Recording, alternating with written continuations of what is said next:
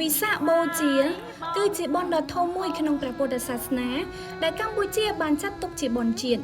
ជាងនេះទៀតមានប្រទេសជិត200ដែលជាសមាជិកនៃអង្គការសហប្រជាជាតិបានអនុម័តនិងទទួលស្គាល់វិសាខបូជាបុណ្យអន្តរជាតិកាលពីឆ្នាំ1999ការប្រារព្ធពិធីបុណ្យវិសាខបូជា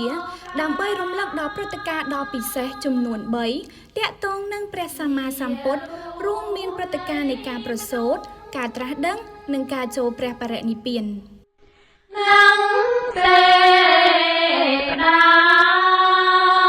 ព្រះសម្មាសម្ពុទ្ធទ្រង់ចូលព្រះបរិនិព្វាននៅថ្ងៃអង្គារពេញបូរមីខែវិសាខឆ្នាំម្សាញ់នៅពេលដែលព្រះអង្គមានព្រះជន្ម80ព្រះវស្សារ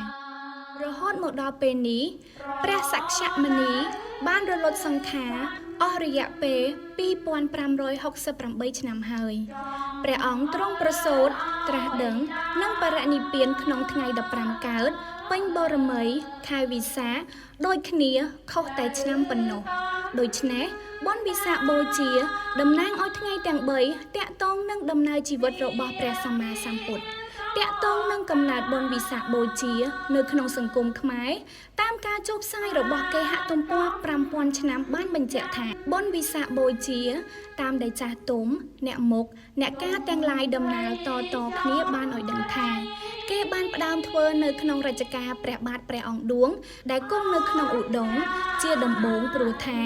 កាលក្នុងពុទ្ធសករាជ2397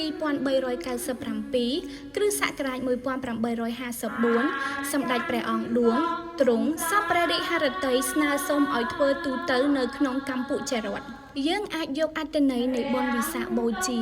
មកធ្វើជាមគ្គុទ្ទេសក៍សម្រាប់ជីវិតយើងរាល់ថ្ងៃបាននោះបានន័យថាថ្ងៃប្រសូតកើតមកជាមនុស្សត្រូវតាំងចិត្តធ្វើអ្វីមួយបង្កើតអ្វីថ្មីមួយក្នុងជីវិតឲ្យទាល់តែបានសម្រេចដោយការសិក្សា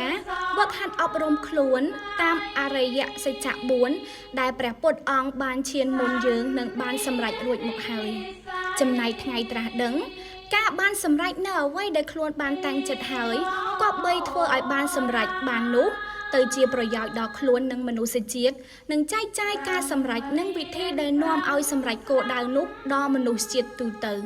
ថ្ងៃបរិនិព្វាន